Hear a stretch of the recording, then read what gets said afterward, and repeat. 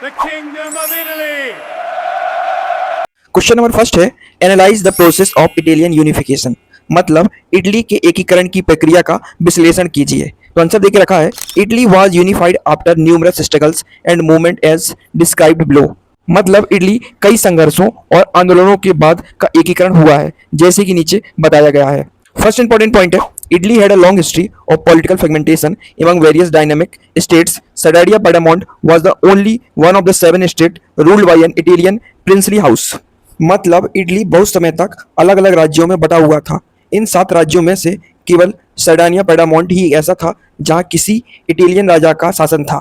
Second important point है, other regions were ruled by non Italian rulers. The Italian language had multi regional and local variation, मतलब अन्य हिस्सों पर विदेशी राजाओं का राज था। इटली की भाषा के कई अलग अलग क्षेत्रीय और स्थानीय रूप थे। थर्ड इंपॉर्टेंट पॉइंट है, in 1930 Giuseppe Mazzini establish a secret society called young Italy and try to bring about a revolutionary uprising but failed. Thereafter war was the only restored left, मतलब 1830 में गिजेपी माजीनी ने young Italy बनाया और क्रांति की कोशिश की, बट वे फेल हो गए। इसके बाद सिर्फ युद्ध का ही रास्ता बचा था।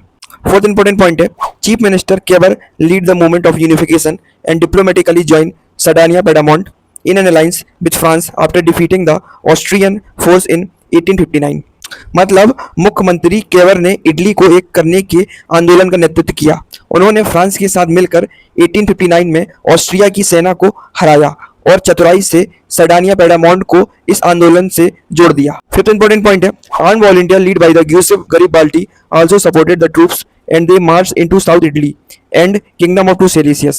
They were supported by peasants in driving out Spanish rulers.